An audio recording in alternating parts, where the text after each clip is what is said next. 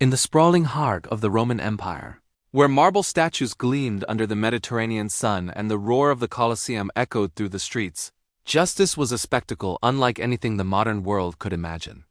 Punishment in ancient Rome was not merely about deterrence.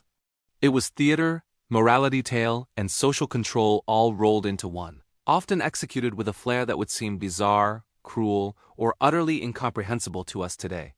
To understand the extremes of Roman punishment, one must abandon any notion of modern law and enter a world where humiliation, ingenuity, and terror mingle to craft sentences that remain etched in history. One of the most notorious punishments was the infamous pona calae, or the punishment of the sack. This gruesome sentence was reserved for those guilty of parricide, killing one's own parent, a crime so vile that Romans believed it could upset the balance of the natural and divine order.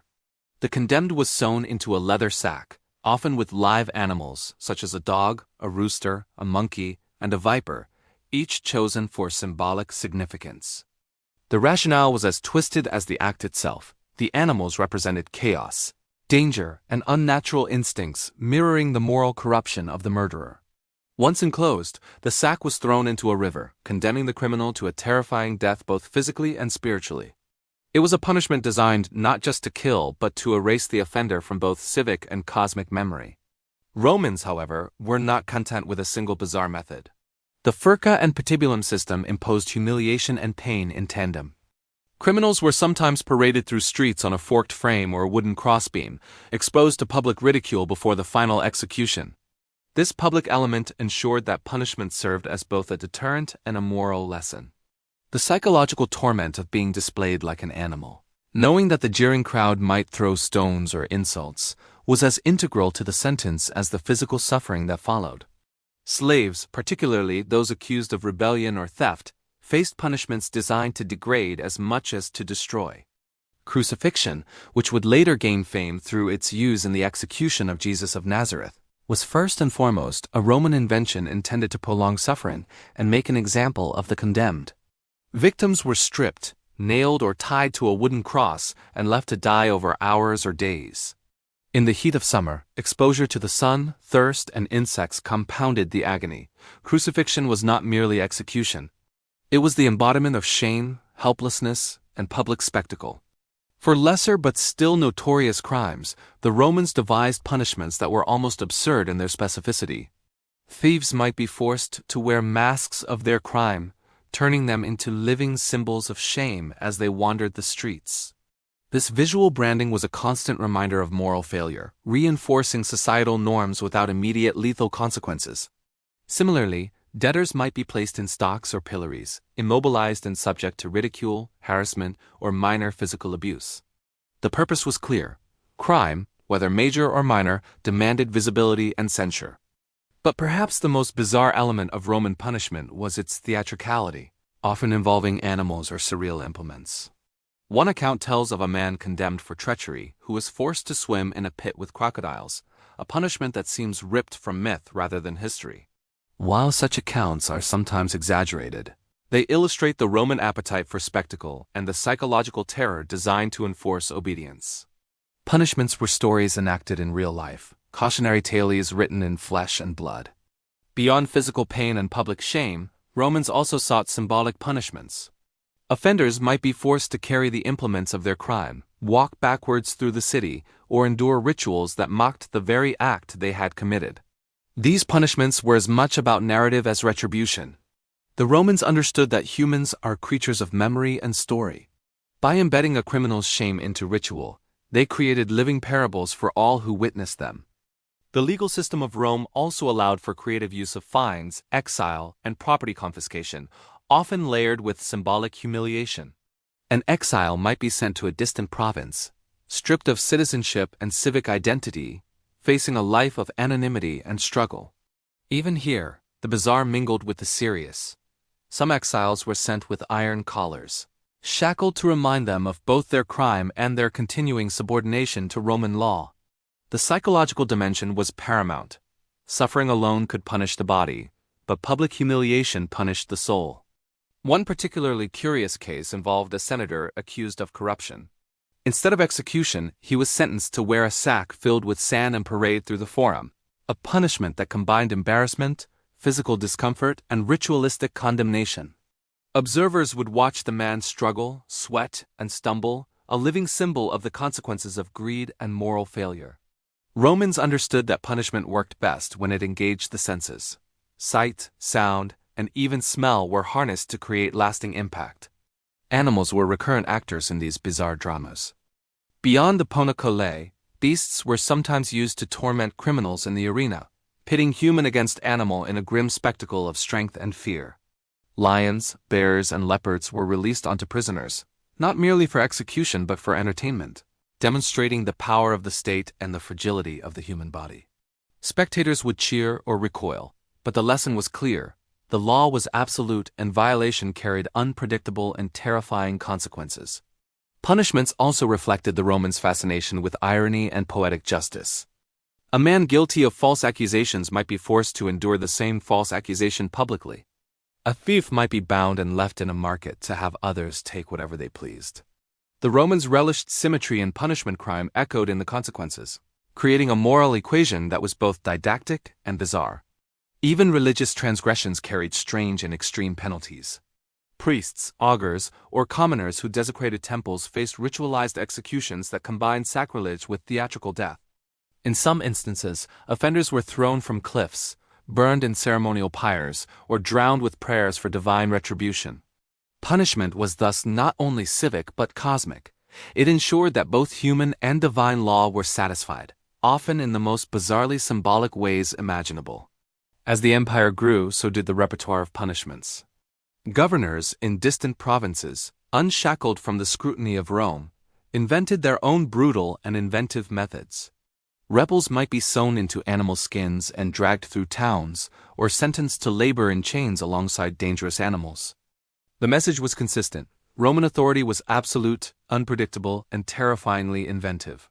Each punishment was a narrative, a warning, and a moral drama all at once. Even minor crimes could lead to strange consequences. A man guilty of insulting a magistrate might be forced to wear a humiliating costume or march backward through the city, a punishment that was socially debilitating but not lethal. Women accused of moral failings could be paraded, shaved, or publicly shamed in rituals designed to enforce patriarchal norms.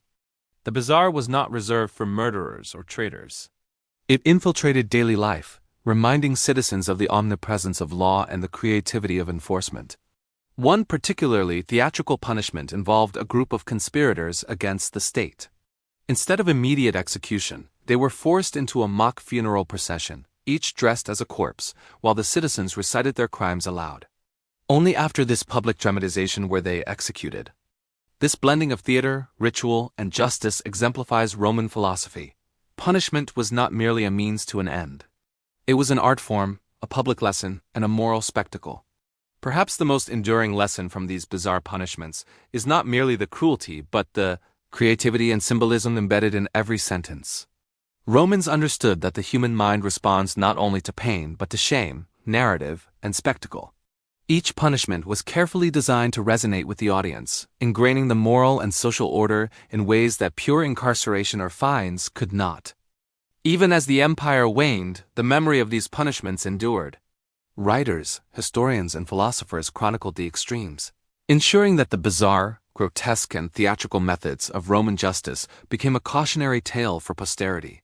The ponacole, crucifixion, animal executions, ritual humiliations, and symbolic parades remain etched in the historical imagination. A reminder of an era when law was performance, morality was spectacle, and punishment was as creative as it was terrifying. By examining these extreme practices, one gains insight not only into Roman justice, but into human nature itself, the desire to enforce norms, the need for narrative, and the complex interplay between fear, shame, and morality. Ancient Rome teaches us that law is never merely about enforcement. It is about society, culture, and the ways in which humans seek to maintain order through storytelling, symbolism, and sometimes bizarre and unforgettable spectacle. In this sense, the most bizarre punishments of ancient Rome were less about the individual and more about the society that demanded both terror and theater to survive. And so the legacy of Roman punishment echoes through time, reminding us that human ingenuity can extend to the cruel and the absurd. and that justice when intertwined with spectacle becomes not just a matter of law but a story told in flesh and fear. From the Pona Calais to crucifixion, from parades of shame to theatrical mock funerals, ancient Rome created a language of punishment that was simultaneously horrifying, bizarre, and strangely instructive, a testament to a civilization that understood the power of storytelling, morality, and human psychology in shaping society. Among the more shocking punishments, one cannot overlook the peculiar fates reserved for women who defied social norms. In a society so rigorously patriarchal, female transgression, whether real or perceived, was met with punishments designed to humiliate as much as to harm. Women accused of adultery or moral corruption might be paraded through the forum in chains, their heads shaven, faces painted, and bodies exposed to the jeers of citizens. The sensory assault of ridicule shouts, thrown refuse, and mocking gestures was often more feared than execution itself. In some cases, women were sewn into sacks or caged, echoing the methods used against parricides, highlighting how gender and crime intersected to produce bizarre, symbolic punishments. The Romans also had a peculiar penchant for punishing intellectual or political crimes with bizarre theatricality. Satirists, philosophers, or dissenters who ridiculed public figures or criticized the emperor were sometimes forced into costumes representing the very vices they mocked, made to march through the streets while the populace recited or mocked their satirical words. These punishments were carefully crafted to turn the offenders' strengths against them, humiliation as a mirror to their offense. The cleverness of these sentences lay not merely in cruelty but in their theatrical, almost ironic justice. A man who wielded words against society was forced to become a living, breathing cautionary tale of the power of spectacle over intellect. Even within the military, the Roman army devised unusual punishments that combined pain, ritual, and psychological terror. Soldiers guilty of cowardice, insubordination, or dereliction of duty faced decimatio, a punishment in which 1/10 of a cohort was selected by lot and executed by the others. Often these executions were brutal, beaten, stoned, or clubbed to death in front of their peers. The psychological terror of potentially facing death by the hands of comrades ensured that discipline was maintained, and the randomness added an almost surreal, Kafkaesque element to punishment. This system exemplified the Roman belief that fear could be as effective as pain, and collective responsibility could magnify the impact of a single crime. The arena, of course, was the most notorious stage for bizarre punishments, especially for criminals of high profile or symbolic offenses. Those accused of treason, theft, or murder might be thrown to exotic beasts such as lions, leopards, or bears, in events where the audience's screams blended with the roars of animals and the cries of the condemned. In some cases, the condemned were armed only with symbolic tools, left to fight creatures whose speed, strength, and ferocity made survival almost impossible. These spectacles were a fusion of punishment, entertainment, and morality play. The sensory experience, the smell of blood, the visceral terror, the applause and gasp of the crowd ensured that justice was not merely carried out but witnessed, internalized, and remembered. Romans also took a poetic approach to justice, often tailoring punishments to match the nature of the crime in ironic or grotesque ways. A notorious thief might be forced to carry heavy sacks filled with stones through the marketplace, echoing his crime of taking what was not his. A liar or fraudster might be paraded with a tongue of lead attached to mock their deceit. A corrupt official could be made to wear a robe painted with the exact sum of embezzled coins, visibly marking them as a cautionary example. These punishments were deeply symbolic, a narrative of crime written not on paper but on bodies, in motion, under public scrutiny. Occasionally, punishments crossed the line into what we might now call absurd or surreal. In some provinces, governors devised extreme punishments combining animals, ritual, and sensory humiliation. For instance, a condemned criminal might be sewn into a sack with snakes or scorpions, paraded through the town, and then thrown into a river or pit. The intent was not only to kill but to terrify, to make the moral of the crime viscerally clear to every observer. These punishments were carefully orchestrated performances. The location, timing, and audience were all integral to the sentence. In essence, justice in Rome was as much about the story told to the community as it was about punishing the offender. Even minor infractions could inspire bizarre forms of correction. Citizens who violated civic norms, jaywalking across a busy forum, speaking out of turn in assemblies, or failing to pay minor debts might face public mockery through masks, costumes, or parades. They could be forced to walk backward, wear signs detailing their crime, or engage in ritualized gestures of apology and submission. While not lethal, these punishments were psychologically intense, embedding shame and social control deep into the collective memory of both the punished and the spectators. Rome understood that fear, ridicule, and humiliation were as effective as death in maintaining order. One of the most bizarre elements of Roman punishment was its intertwining with religious ritual. Criminals who offended the gods, or even those who were unlucky enough to be associated with religious scandals, faced punishments that were as ceremonial as they were brutal. Some were thrown from cliffs as offerings to the gods, others burned in ritual pyres designed to cleanse society of sacrilege. These punishments reinforced the cosmic order. Crime was not merely an offense against fellow humans but against divine will. By making the execution public and ritualized, the Romans transformed justice into a sacred spectacle, a warning to both mortals and immortals. The philosophical underpinnings of these punishments were as complex as their execution.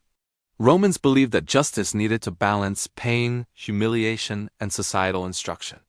It was not enough for a criminal to die. Their death or suffering had to serve as a lesson, a living moral fable for all who witnessed it.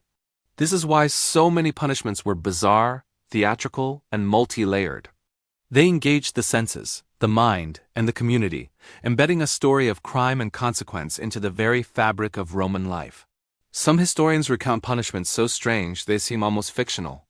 In certain cases, criminals were forced to live with the animals they had wronged, a bizarre experiment in psychological terror. Others were made to carry effigies of themselves in public ceremonies, ensuring that their shame was seen, remembered, and internalized by the community. Even the relatively minor practice of public whippings or exposure in stocks could be extended into elaborate theatrical events, with chants, props, and mockery amplifying the effect. For the Romans, spectacle was integral. Punishment was as much about the audience as the offender. And then there were punishments that blurred the line between law and entertainment. In some provincial games, criminals were forced into elaborate tableaux vivants, reenacting their crimes for the crowd. Others were subjected to staged trials followed by ritualized executions, where the narrative of guilt and justice was performed in full before spectators. These sentences demonstrate the Roman belief in moral theater. Crime was a story, punishment was the performance, and the city itself was both stage and audience. Even as Rome transitioned from republic to empire, these bizarre punishments evolved but never disappeared. Emperors continued to devise methods that combined innovation, cruelty, and theatricality. Political enemies might be executed in public baths, forced to fight animals in arenas, or humiliated through ritualized performances before execution. Each act served a dual purpose, removing a threat and reinforcing the omnipotence of Roman authority. The more bizarre the punishment, the more memorable, and the more effective it was at instilling fear and obedience. Through all these practices, a pattern emerges. Roman punishment was never purely practical. It was an art form of terror, shame, and narrative. The condemned was not just punished, they were transformed into a living story, a lesson etched in flesh and fear. Public spectacle, symbolic resonance, and theatrical execution ensured that each act of justice left a lasting impression on society, far beyond the moment of death or humiliation.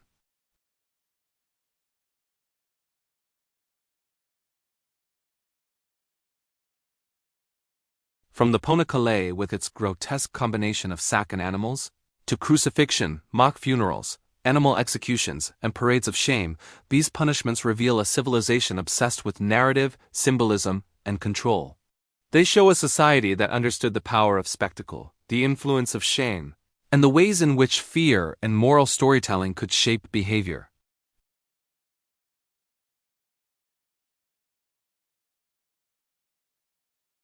And that the imagination of humans in enforcing norms can be as creative as it is terrifying. The Colosseum, Rome's grand amphitheater, was not only a stage for gladiators but also a theater for the most elaborate and bizarre punishments the empire could devise. Here, criminals, rebels, and prisoners of war were transformed into actors in a horrifying drama of law, spectacle, and death. Imagine the roar of the crowd, the scent of sweat and blood mingling in the hot Roman air, and the tension as humans and beasts faced each other in a deadly dance. Some prisoners were executed by damnatio ad bestias, literally condemnation to beasts, where lions, bears, and leopards were released into the arena. Yet these animals were not just killers. They were symbolic participants. Lions represented the emperor's authority, bears the brutality of nature, and leopards the unpredictability of fate. Being torn apart by a lion was not merely a death. It was a story told in the flesh, a moral and political message to every spectator in the stands.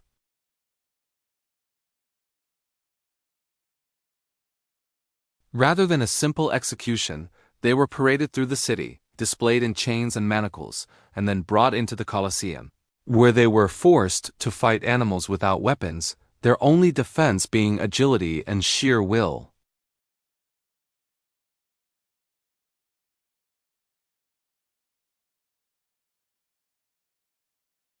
The crowd, composed of citizens from all strata of Roman society, was both witness and participant in the moral lesson.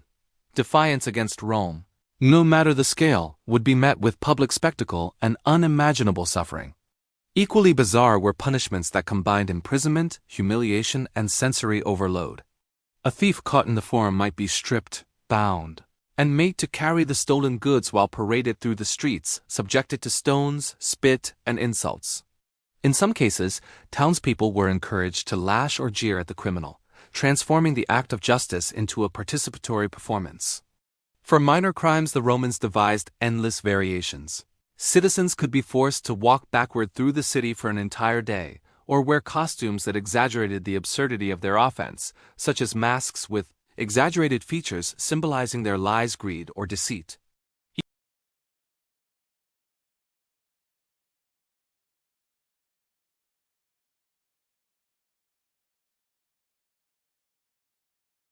Perhaps no punishment exemplifies Roman creativity more than poetic justice tailored to the crime itself. Consider the man who falsely accused a neighbor of theft.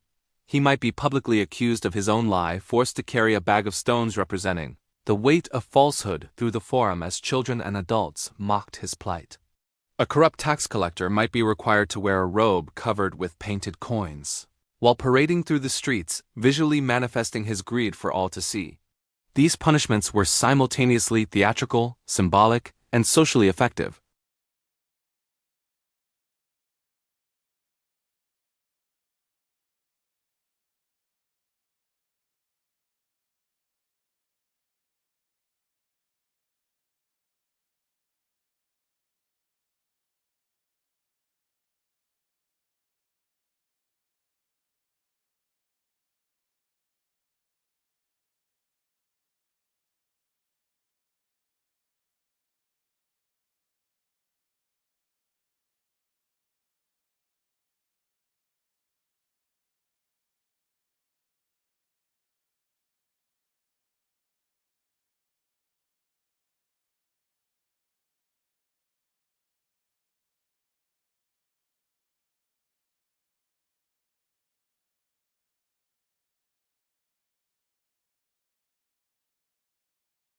Priests, augurs, or citizens who desecrated temples faced ritualized executions, often thrown from cliffs, burned in ceremonial pyres, or drowned, with the community and divine powers bearing witness.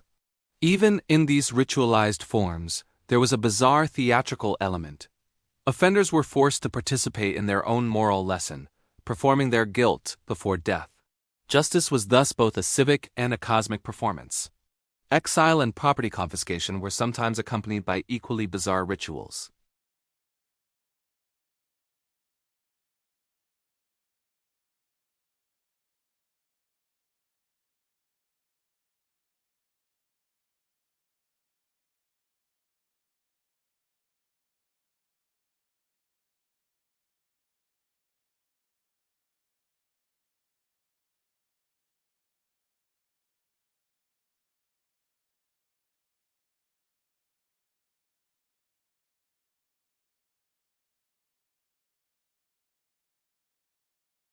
Condemned individuals would be dressed as corpses, paraded through the city, and recited their crimes aloud before execution. This blending of theater, ritual, and punishment served as both moral instruction and psychological torment. By forcing the condemned to enact their own death in advance, Rome transformed punishment into a complex, surreal narrative that lingered in the collective consciousness far longer than any simple execution could. The military, meanwhile, had its own bizarre punishments for failure or cowardice. Soldiers guilty of dereliction faced decimatio, where 1/10 of a unit was executed by fellow soldiers. These executions were intentionally brutal, sometimes involving beating, stoning, or stabbing, and the randomness magnified the fear of disobedience. The psychological terror was as important as the physical pain. Soldiers understood that failure could result in death at the hands of comrades, creating a culture of strict discipline reinforced by both logic and horror. Even minor crimes could inspire uniquely Roman forms of punishment. Offenders might be forced to wear signs describing their crime, march backward through public spaces, or participate in ritualized gestures of apology. The Romans understood the power of embarrassment and social memory, ensuring that even petty offenses were treated as opportunities for moral instruction and communal reinforcement. The interplay of shame, spectacle, and physical punishment made Roman law more than enforcement. It was a living narrative of morality and order. Finally, the Romans sometimes invented punishments so bizarre they bordered on myth.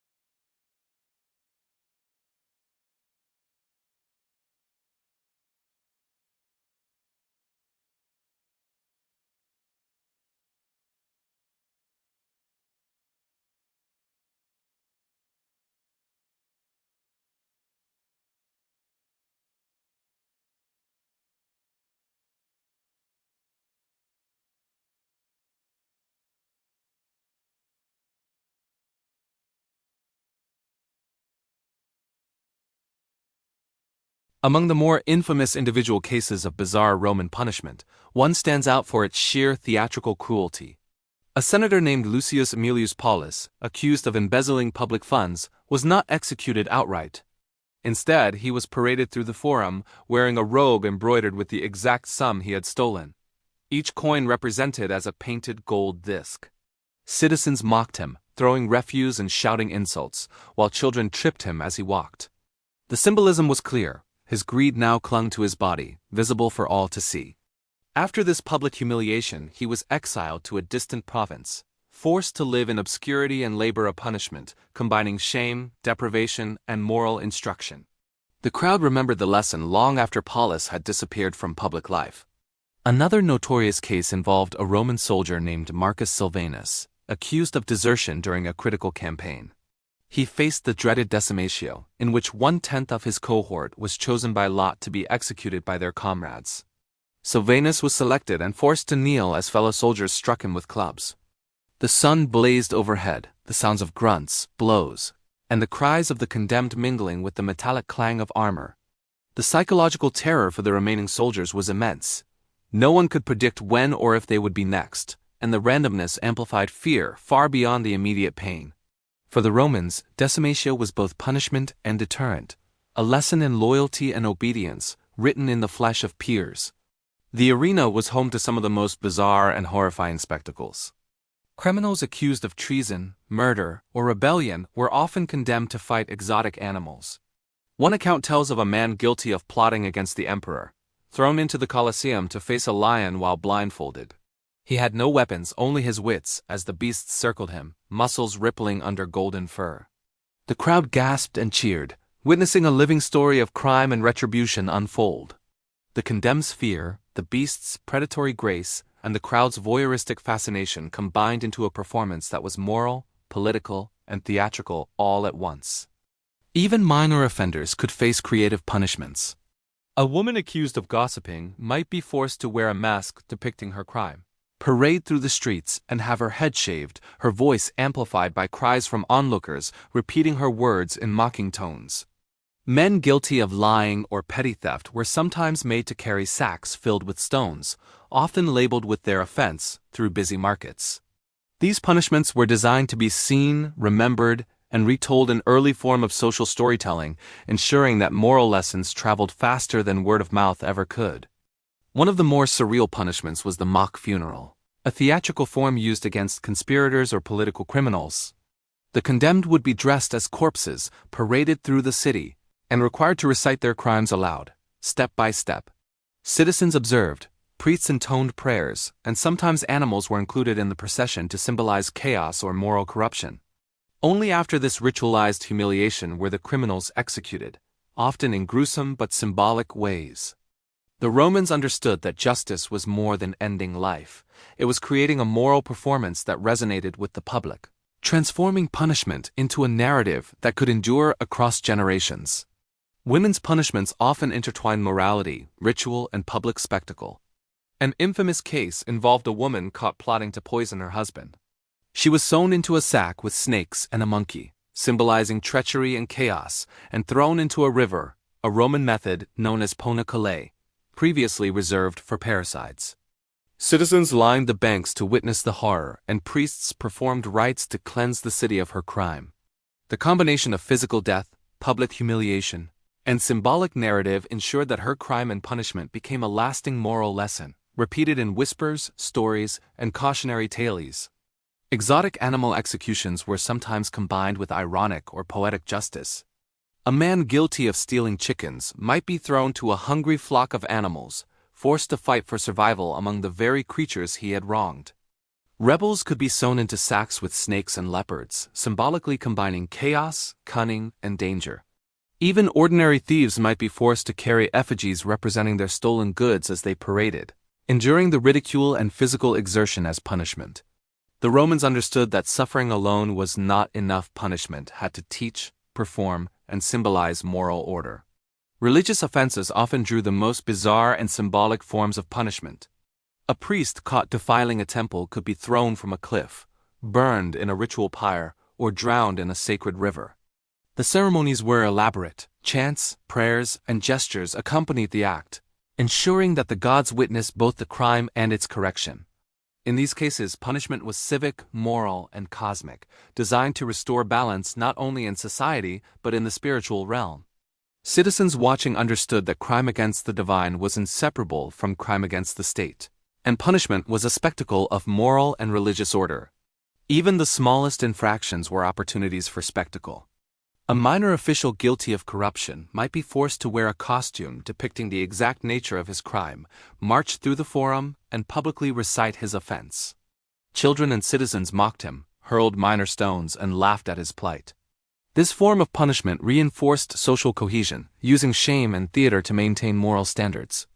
In a society where appearance and reputation mattered immensely, the psychological impact of public humiliation often outweighed physical suffering.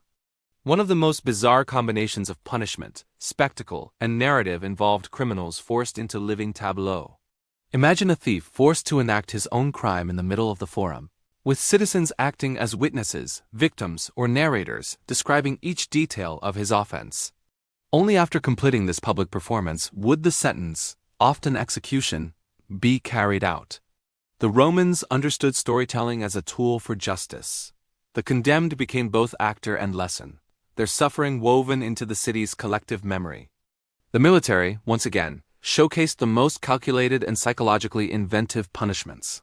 Soldiers who broke discipline were sometimes forced to engage in ritualized executions of their own comrades, a terrorizing measure that instilled fear, obedience, and collective responsibility.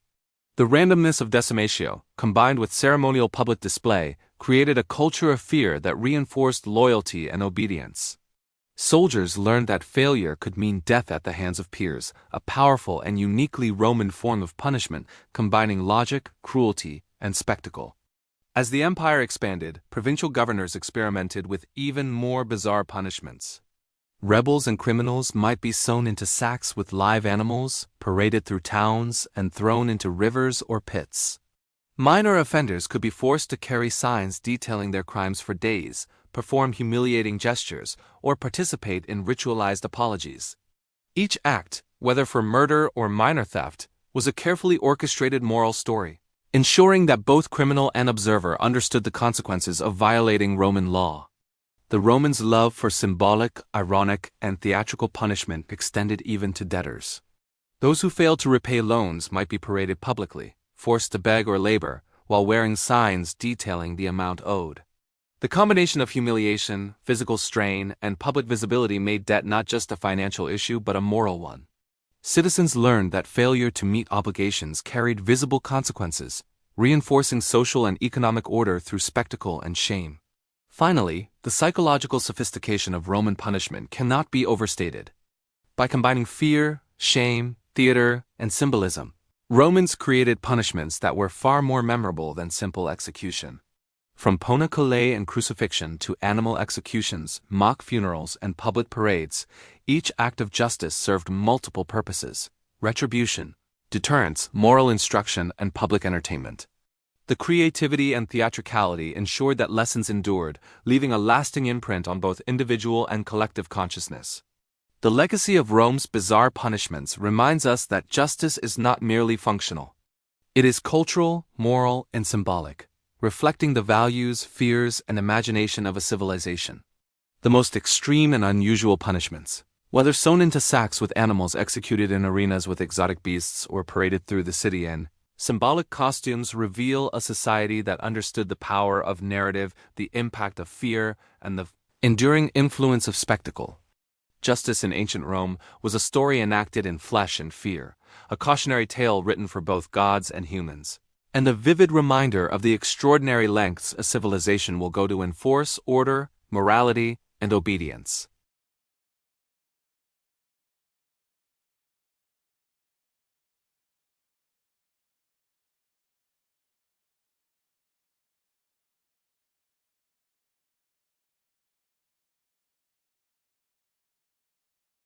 They remind us that in the Roman mind, punishment was not merely about the individual, but about society, about teaching, and about ensuring that the narrative of law, morality, and order was remembered long after the act itself.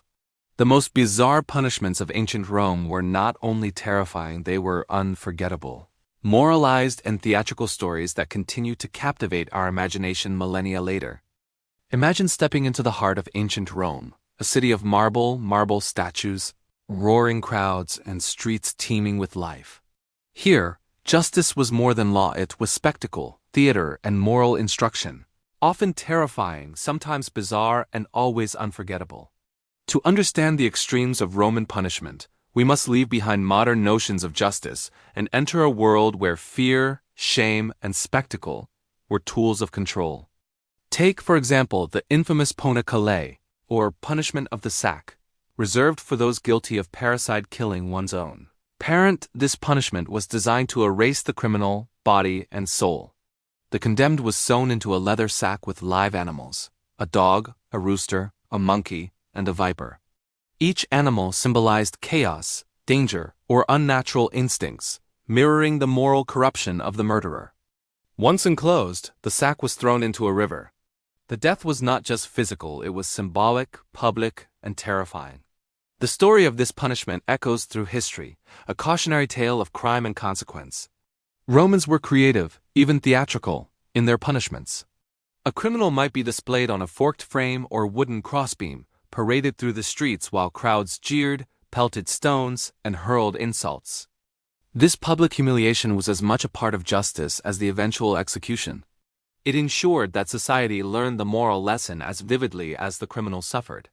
Slaves, rebels, and soldiers faced even more extreme measures.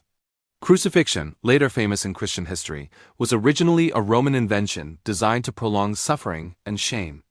Victims were stripped, tied or nailed to crosses, and left to die slowly under the scorching sun. The crowd watched, learning that defiance or betrayal carried consequences that were as humiliating as they were painful. The Romans also loved symbolic punishments. A thief might be forced to carry signs detailing his crime, parade through markets, or wear masks representing his offense.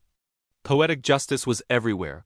A man who falsely accused another could be publicly accused of his own crime, forced to carry a bag of stones as a representation of his deceit.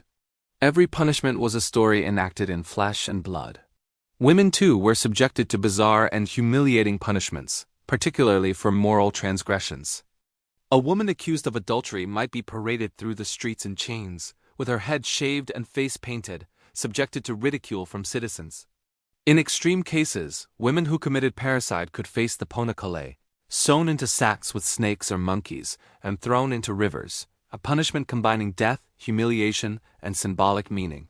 Religion and the divine were not exempt from Roman punishment.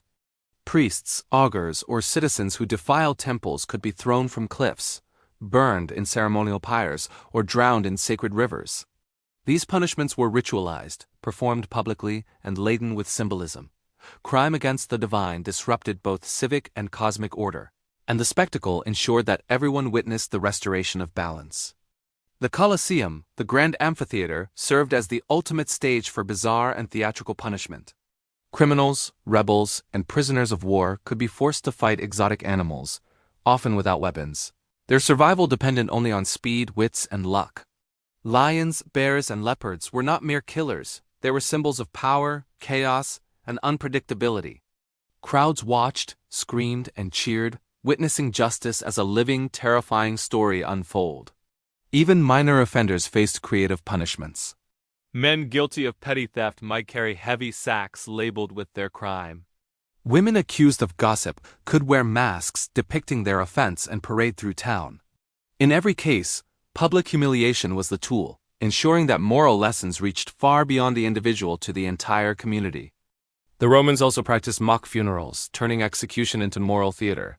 Conspirators or political criminals were dressed as corpses, paraded through the city, and required to recite their crimes aloud before execution. Citizens observed. Priests performed rites. Only then did the execution take place, completing a narrative that was moral, psychological, and deeply theatrical. Soldiers were punished in ways both brutal and psychologically inventive.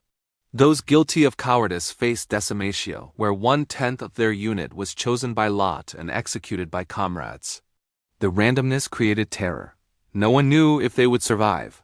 The message was clear: loyalty and obedience were non-negotiable, and failure could result in death at the hands of peers. Provincial governors, unmonitored by Rome, devised even stranger punishments. Rebels might be sewn into sacks with snakes and leopards, paraded, and thrown into rivers. Debt and minor crimes were opportunities for public spectacle. Offenders carried signs detailing their offenses, performed ritual apologies, or marched in costumes exaggerating their wrongdoing. Every punishment was a carefully crafted moral narrative, blending suffering, shame, and instruction. Perhaps the most extraordinary aspect of Roman punishment was its psychological sophistication. Fear, humiliation, theater, and symbolism were all tools to enforce law and morality. Ponacale, crucifixion, animal executions, public parades, mock funerals, each served multiple purposes: retribution, deterrence, and moral instruction. The Romans understood that the story of crime and consequence mattered as much as the crime itself. The legacy of Rome's bizarre punishments is enduring because they were more than acts of cruelty, they were performances of morality. From stone sacks and public humiliations to arenas, mock funerals, and poetic justice, Romans transformed punishment into a story, a lesson, and a spectacle. Every act reinforced the power of law, morality, and societal norms. In the end, the most bizarre punishments of ancient Rome teach us something profound. Justice is never purely functional. It is cultural, symbolic, and narrative-driven. Punishment is about society, psychology, and moral storytelling as much as it is about pain or retribution. The Romans understood this better than almost any civilization. Their punishments were terrifying, creative, bizarre, and unforgettable. And so, as we reflect on the most bizarre punishments of ancient Rome, we are reminded that law, morality, and spectacle are intertwined, that human imagination can turn justice into theater, and that some stories of crime and punishment are so extraordinary, they continue to captivate us 2 millennia later. Beyond the Colosseum, beyond the Ponecale, and beyond crucifixion, Rome's imagination in punishment seemed limitless. In certain provinces, governors devised punishments that combined theatrical cruelty with moral instruction, creating spectacles that would haunt the memory of an entire town. One account describes a man accused of defrauding a temple, a crime both civic and spiritual. Rather than simply executing him, authorities forced him to dress as the very deity he had defrauded, paint his face and body with sacred symbols, and marched through the marketplace while citizens mocked him. Only after hours of humiliation was he executed in a ritualized manner. The performance was designed to teach both humility and fear, turning crime into a public morality play. Even in the most mundane towns, minor offenses could trigger bizarre forms of punishment. Consider a young Roman boy caught stealing bread. He was not only forced to return the stolen loaf while carrying an oversized basket of stones, but he had to do so parading backward through the main square, with a placard describing his offense tied to his chest. Passers-by jeered, children taunted, and merchants laughed. The message was clear. Theft, even small theft, was not private. It was a story for the whole community to witness. In this way, Rome turned ordinary misbehavior into a spectacle of morality. Some punishments were intended to humiliate the senses themselves. For instance, liars or deceivers were sometimes forced to wear masks depicting grotesque expressions, exaggerating their falsehoods for all to see. Those guilty of gluttony might be paraded while being fed disgusting foods, creating a sensory punishment that combined taste, smell, and public humiliation. Romans understood that physical pain alone was insufficient. Punishment had to strike the mind, the spirit, and the social reputation. The military again provided examples of cruelty interwoven with strategy. Soldiers guilty of theft, cowardice, or insubordination could face execution in front of their peers, or be forced to perform dangerous tasks under extreme conditions, such as carrying heavy loads across rocky terrain in the blazing sun. Failure meant immediate death, and survival meant enduring psychological terror. The lessons of discipline and fear were as much a part of Roman strategy as battlefield tactics. Exotic animals, too, were often part of punishments outside the arena. In some regions, thieves and criminals were sewn into sacks containing venomous snakes or aggressive monkeys, then thrown into rivers or pits. The randomness of animal attacks created an almost absurd, surreal terror. It was a punishment that combined nature, symbolism, and narrative, ensuring that both the criminal and the public understood the consequences of wrongdoing. Rome also experimented with punishments that turned the criminal into a living symbol of their own crime. Tax collectors guilty of embezzlement could be paraded wearing robes, painted with the sum they had stolen.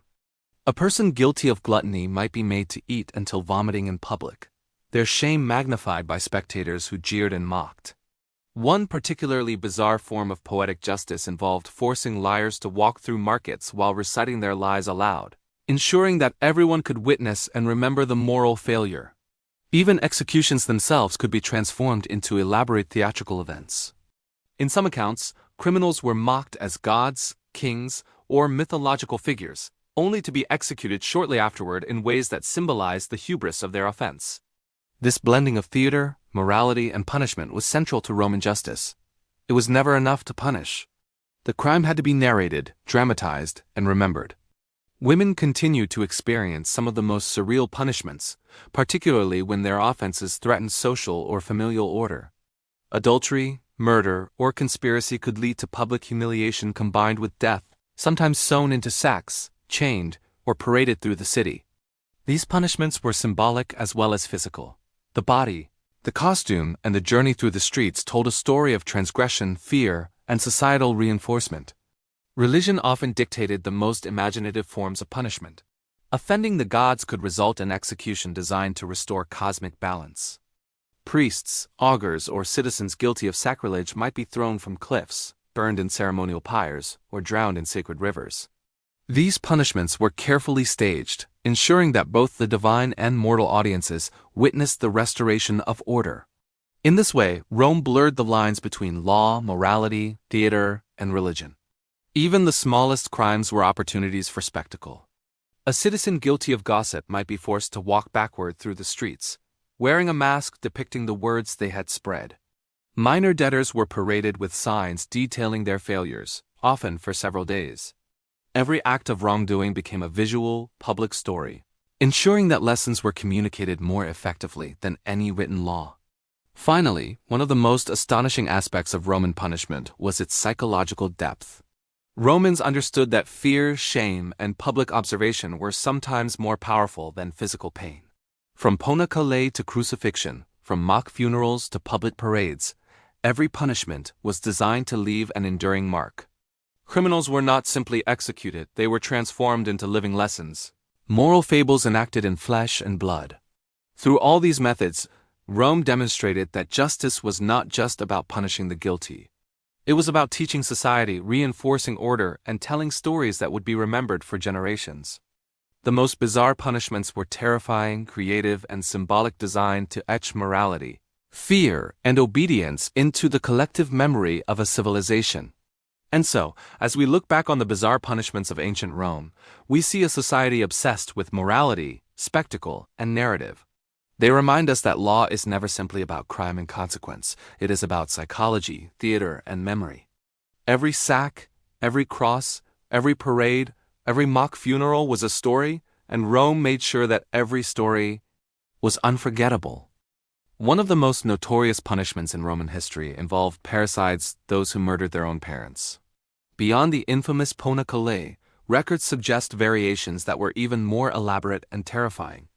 In some accounts, criminals were sewn into sacks with a combination of snakes, dogs, and monkeys, then submerged in rivers while citizens lined the banks to witness the spectacle. The animals were carefully chosen. Snakes represented treachery, dogs loyalty perverted, and monkeys the grotesque inversion of human behavior. This wasn't simply execution, it was a symbolic erasure of the criminal's humanity, a dramatic lesson for anyone who dared contemplate defying family or divine law. Political crimes also inspired uniquely bizarre punishments. Senators or magistrates accused of corruption, sedition, or betrayal were often paraded in public, bound and humiliated before facing execution. One particularly famous account tells of a senator convicted of embezzlement. He was forced to wear a robe embroidered with the exact sum stolen, while citizens mocked him and children threw stones at his feet. After hours of humiliation, he was exiled or executed, ensuring that the story of his crime became a lasting moral narrative in the city. In Rome, dishonor was sometimes considered a punishment worse than death, and authorities exploited that fear with ingenuity. In the military, punishment was often both strategic and psychologically devastating. Soldiers guilty of desertion or cowardice could face decimatio, where 1/10 of the unit was chosen by lot and executed by their comrades. Imagine the tension as soldiers watched peers selected at random, knowing that their own lives might next be ended by their friends. Sometimes they were beaten, stoned, or forced into grueling labor before execution. The psychological impact ensured discipline far beyond what physical punishment alone could achieve. Rebels and slaves were also subjected to horrifying arena spectacles. The Colosseum was not merely a gladiatorial arena. It was a theater of moral instruction. Captured rebels could be forced to fight wild animals without weapons. Their survival depended on speed and wit alone. Lions, bears, leopards, and even crocodiles were used, each animal symbolically representing different threats: imperial power, natural brutality, chaos, and unpredictability. These executions were highly orchestrated performances designed to terrify, entertain, and reinforce obedience. Some punishments targeted the senses and psyche rather than mere physical suffering. Liars, for example, might be forced to wear masks depicting grotesque, exaggerated expressions or parade through marketplaces repeating their own lies aloud.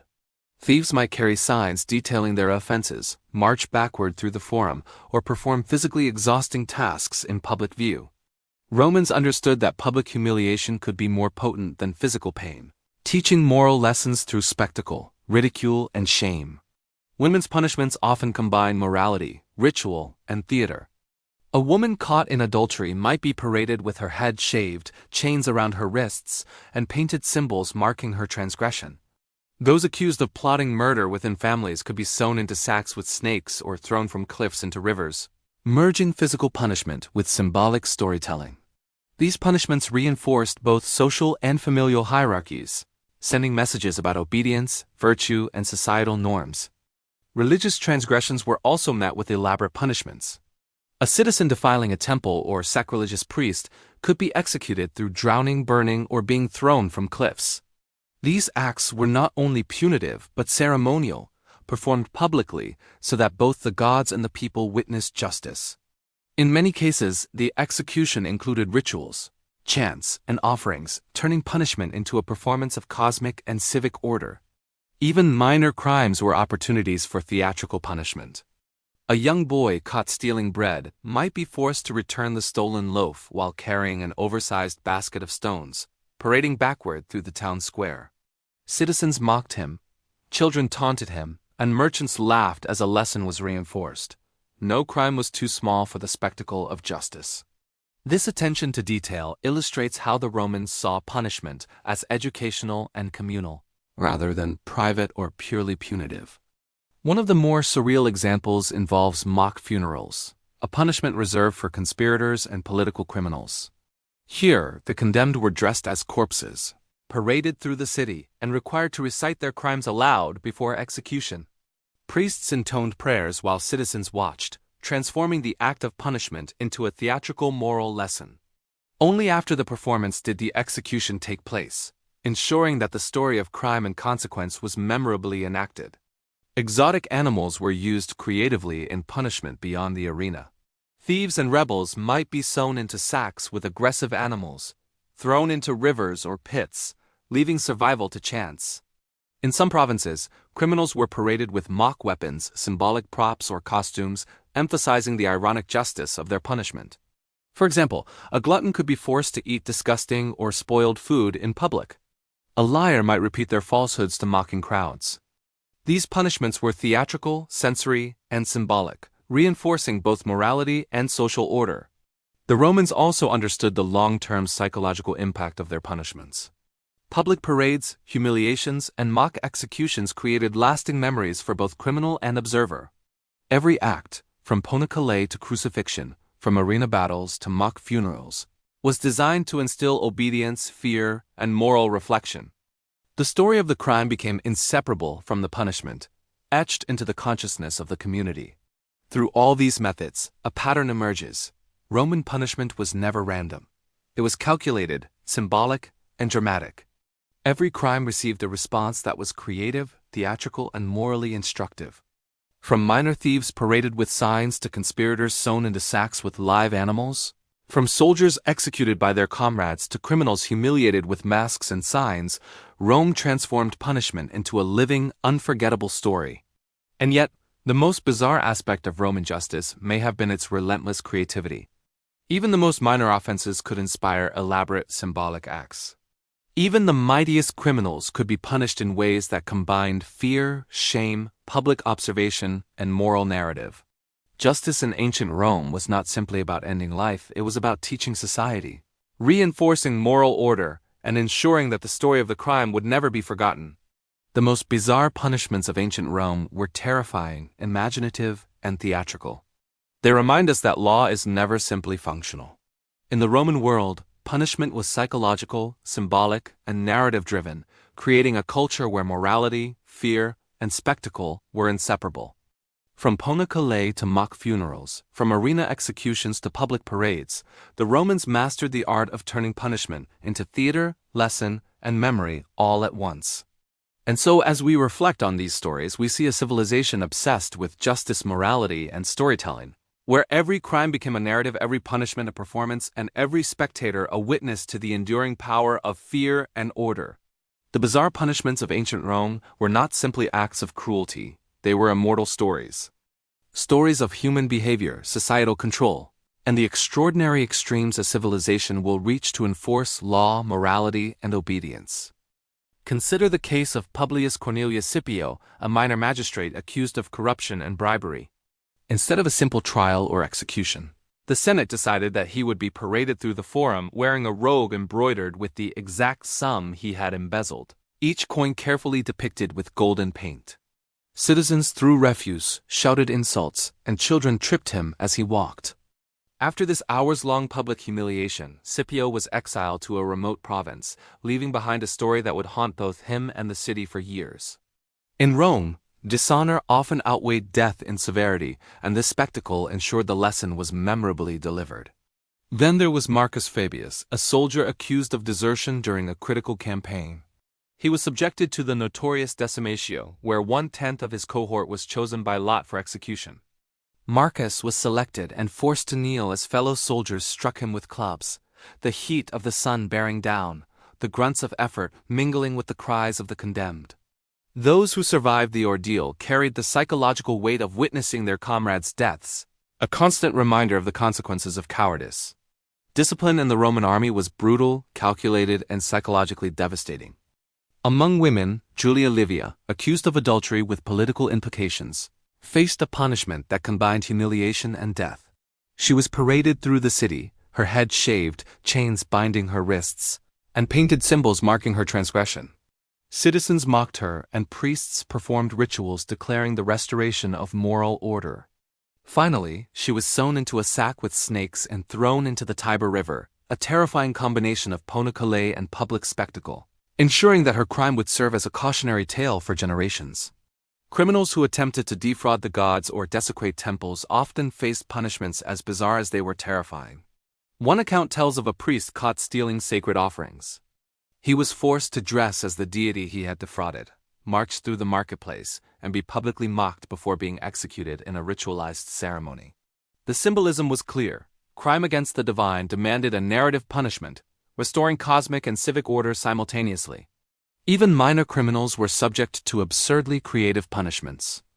A young boy caught stealing bread might be forced to return the stolen loaf while carrying an oversized basket of stones, parading backward through the city. Passers-by mocked him, children jeered, and merchants laughed. The lesson was embedded in physical exertion, public humiliation, and storytelling, an early example of a society teaching morality through spectacle. In another bizarre case, a man accused of false accusations against a neighbor was forced to carry a bag of stones representing the weight of his lies, walking backward through the city while repeating his falsehood aloud. The irony, humiliation, and physical strain combined into a punishment, both memorable and morally instructive. The Romans understood that justice worked best when it engaged the body, mind, and social consciousness of the offender. One of the more grotesque arena spectacles involved rebels from conquered provinces, who were sewn into sacks and thrown to hungry crocodiles. The randomness of survival and the theatrical horror captivated the crowd. Lions, leopards, and bears were used similarly, creating a multi-sensory lesson in fear, morality, and obedience. The arena became not just a place of execution, but a theatrical stage for moral instruction, where the story of crime and punishment unfolded in real time before thousands. Political conspirators were sometimes forced into mock funerals, dressed as corpses and paraded through the streets while recounting their crimes aloud.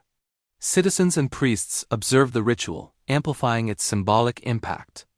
Only after this ritualized humiliation did execution follow, demonstrating that Roman justice was as much about psychological narrative and moral theater as it was about retribution. Even soldiers guilty of minor infractions could be subjected to strange symbolic punishments. Some were forced to carry effigies representing their crimes, march through the city, or endure exhausting public labor. Others were made to wear costumes exaggerating their offenses, emphasizing irony and moral lesson. Romans understood that the spectacle of punishment amplified its effectiveness, turning justice into a public story, unforgettable and instructive. In yet another bizarre historical account, a man accused of gluttony was paraded through the streets while forced to eat spoiled or distasteful foods, vomiting in public. This punishment combined physical suffering, shame, and moral instruction, creating a performance designed to leave an indelible impression on both the offender and the public. The Romans believed that moral failings deserved not just execution, but symbolic and theatrical correction. Criminals guilty of sexual transgressions were sometimes subjected to public displays of their crime, including costumes, masks, and chains.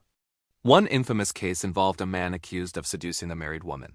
He was paraded through the city, forced to wear a mask depicting his offense, carry signs detailing his guilt, and endure jeers from citizens. The punishment ensured that the moral lesson was internalized by both criminal and community, a blend of shame, theater, and justice. Finally, the Romans sometimes punished people with irony and poetic justice. A thief who stole chickens might be thrown into a pen with hungry animals. A liar might be forced to repeat every falsehood aloud while parading in public. Corrupt tax collectors could be made to wear robes painted with gold coins representing their greed. In Rome, justice was never merely functional, it was creative, theatrical, and morally resonant. Through these stories, a pattern emerges. Roman punishment was calculated, symbolic, and dramatic. Every crime received a response that taught, humiliated, and terrified. From minor offenders to senators, from soldiers to women and priests, Rome transformed punishment into a moral narrative performed in public, ensuring that the story of crime and consequence endured for generations. The bizarre punishments of ancient Rome were not merely acts of cruelty, they were living lessons, psychological experiments, and moral theater. They reveal a society obsessed with order, spectacle, and the storytelling power of justice. From Ponacale to mock funerals, from arena battles to public humiliation, the Romans demonstrated that punishment is most effective when it is psychological, symbolic, and unforgettable. And so, as we reflect on these historical accounts, we see a civilization that turned crime into story, punishment into theater, and morality into spectacle. The most bizarre punishments of ancient Rome endure in history not just because they were cruel, but because they were ingenious, theatrical, and unforgettable tales of human behavior, societal control, and moral storytelling. One of the most shocking cases involved a man named Gaius Verres, notorious for corruption in Sicily. Verres was accused of stealing vast sums from the provinces, but Rome's punishment went beyond simple trial or imprisonment. He was paraded through the streets wearing a toga painted with the gold he had stolen, each coin carefully illustrated to display the magnitude of his theft. Citizens shouted insults, threw stones, and mocked him at every turn. The spectacle lasted for hours, leaving Verres humiliated before even facing legal judgment. In Rome, shame could be worse than death, and this punishment ensured that the lesson of greed and corruption was permanently etched into public memory. Another extreme case involved a soldier named Lucius Artorius, accused of cowardice during battle. He was sentenced to decimatio, 1/10 of his unit chosen by lot to be executed by their own comrades. Artorius was picked and forced to kneel while fellow soldiers delivered fatal blows. The air was thick with sweat, dust, and terror. Those who survived carried the psychological scars of witnessing their peers' deaths, a reminder that in the Roman army, loyalty and bravery were non-negotiable. Some punishments targeted morality and social behavior in theatrical ways. A woman accused of plotting to poison her husband, a crime of both moral and domestic magnitude, was sewn into a sack with snakes and a monkey, then thrown into a river. The combination of physical death, symbolic animals, and public spectacle created a story that would be retold for generations. The Romans understood that the act of punishment had to be performative and memorable, not merely functional. Criminals who defrauded the gods faced some of the most elaborate punishments. One priest caught stealing temple offerings was forced to dress as the deity he had defrauded, march through the marketplace, and endure public ridicule before ceremonial execution. Every gesture, chant, and symbolic act was designed to restore both civic and cosmic order, reminding citizens that transgression against the divine was inseparable from transgression against society. Minor offenders, too, were not spared from theatrical punishment. A young boy caught stealing bread might have to return the stolen item while carrying a heavy basket of stones, walking backward through the forum, mocked by citizens and children alike. Every detail, physical strain, humiliation, and narrative storytelling reinforced the moral lesson. Even the smallest crimes became public morality plays, demonstrating Rome's commitment to social order. In another bizarre case, a man guilty of lying was forced to walk through the city repeating every falsehood aloud, with a bag of stones on his back representing the weight of his deceit. Citizens laughed, pointed, and mocked him as he endured hours of discomfort and embarrassment. The Romans believed that public ridicule and irony could correct moral failings as effectively as physical punishment. Exotic animals were often used to amplify terror. Rebels and criminals could be sewn into sacks with snakes, leopards, or bears, then thrown into rivers or pits. Some thieves were forced to fight wild animals without weapons. Their survival depended solely on luck and wits. The audience witnessed fear, struggle, and death as a live moral lesson, transforming punishment into a dramatic narrative. Political conspirators faced punishments that were both symbolic and theatrical. Mock funerals were staged where the condemned were dressed as corpses, paraded through the streets, and required to recite their crimes aloud. Priests intoned prayers, citizens watched, and finally execution completed the performance. These rituals ensured that the story of crime and punishment was etched into collective memory, a public morality play reinforcing obedience and civic order. Even soldiers guilty of minor infractions experienced creative punishment. Some were forced to carry effigies representing their crimes, march through towns, or endure exhausting public labor while citizens observed. Others wore costumes exaggerating their offenses, emphasizing the irony of their wrongdoing. The Romans understood that the spectacle of punishment amplified its psychological effect, making lessons unforgettable. Some punishments blended poetic justice with extreme creativity. A thief who stole chickens could be thrown into a pen of animals. A glutton might be forced to eat spoiled foods publicly. A liar could be paraded while reciting all past deceptions aloud. Corrupt officials might wear robes painted with gold coins representing embezzlement. In every case, punishment was symbolic, theatrical, and psychologically precise, ensuring that both criminal and observer learned the lesson. Crimes against family, such as murder, were met with punishments designed to erase the criminal from social memory. Parricides, for example, faced ponocole or similar ritualistic executions involving animals in public display. Every detail from the choice of animals to the method of drowning was imbued with moral symbolism, reinforcing that crime against the family or state was an offense against the natural order itself. Even the most minor civic transgressions became opportunities for creative public correction. Citizens guilty of gossip, minor theft, or slander could be forced to wear masks, carry signs detailing their offenses, or march through towns, enduring ridicule and physical exertion. These punishments, though seemingly minor, were psychologically profound, embedding the moral lesson in the community consciousness. Finally, the Romans' bizarre punishments reveal a civilization obsessed with storytelling, morality, and spectacle. From ponocole and crucifixion to mock funerals, arena executions, and public humiliation, punishment was never simple. It was theatrical, symbolic, and narrative-driven, ensuring that crime, consequence, and moral lesson were inseparable. The most extreme cases, senators paraded in robes of stolen gold, soldiers executed by comrades, rebels sewn into sacks with wild animals, remind us that Roman justice was a combination of fear, creativity, and morality, designed to endure in memory long after the act itself.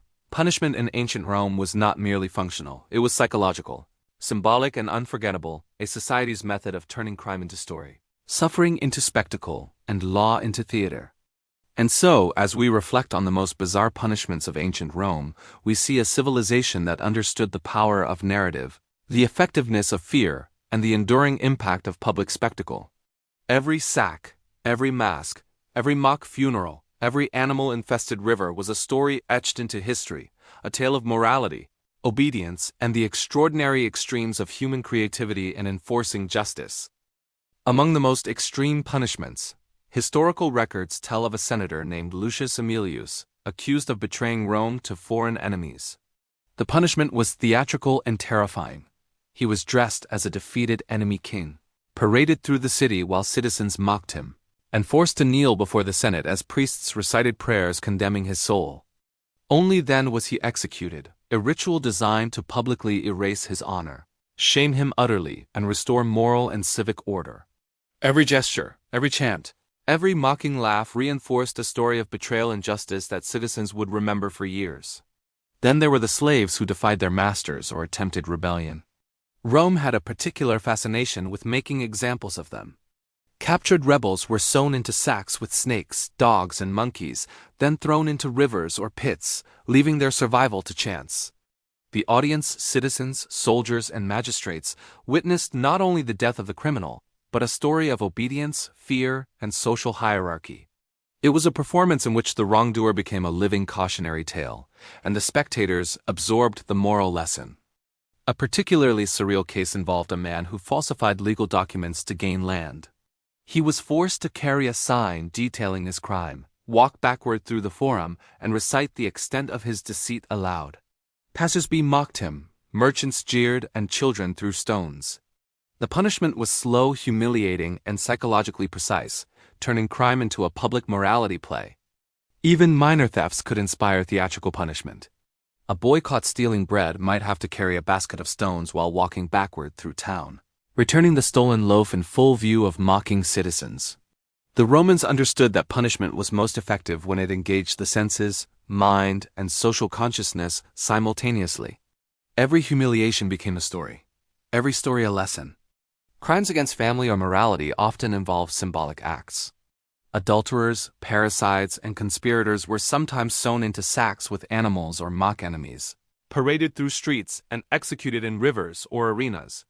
Every detail, the choice of animal, the method of execution, the public display was imbued with meaning, reinforcing natural, familial, and civic order. These punishments were not merely cruel. They were narratives performed in flesh and blood, teaching citizens what was acceptable and what was not. Even the Colosseum executions carried symbolic weight. Rebels and criminals were forced to fight wild beasts, often unarmed. Lions symbolized imperial power. Bears represented brute force. Leopards embodied chaos and unpredictability. The spectators did not simply witness death, they witnessed a story of crime, consequence, and cosmic order played out before their eyes. Survival was chance, death was spectacle, and the moral lesson was absolute. Political conspirators often faced mock funerals, where they were dressed as corpses paraded through the streets and required to recite their crimes aloud. Citizens, priests, and magistrates observed, ensuring that the story of transgression and punishment was fully internalized by the public. Only after this ritualized humiliation did execution occur, blending theater, morality, and civic justice into one unforgettable performance. Minor civic offenses were also opportunities for spectacle. Gossipers, petty thieves, and small-time debtors might be forced to wear masks representing their crimes, carry signs detailing offenses, or perform labor in public. The goal was the same: turn morality into narrative, shame into spectacle, and crime into story. The Romans understood that public humiliation and storytelling could correct behavior more effectively than pain alone. Even sexual transgressions were punished with irony and theater. Adulterers could be paraded with signs detailing their crime, dressed in grotesque costumes, or subjected to public mockery. One man accused of seduction was forced to march through the city, wearing a mask depicting his offense, carrying a placard describing his guilt, while citizens laughed and mocked. The punishment was carefully designed to teach humility, shame, and obedience. Finally, Romans often combined punishment with poetic justice. Thieves could be thrown into pens with animals. Gluttons forced to eat spoiled food publicly. Liars paraded while repeating their lies aloud. Corrupt officials could wear robes painted with gold coins representing embezzlement. In Rome, punishment was never arbitrary, it was symbolic, theatrical, and morally precise, designed to leave an indelible mark on both the criminal and the public. Through these cases, one sees a civilization obsessed with storytelling, morality, and spectacle. Ponacale, crucifixion, mock funerals, arena executions, and public humiliation were all part of a broader philosophy. Crime became narrative, punishment became theater, and morality became unforgettable. And so, as we reflect on the most bizarre punishments of ancient Rome, we are left with a profound understanding. Justice in this civilization was psychological, symbolic, theatrical, and enduring.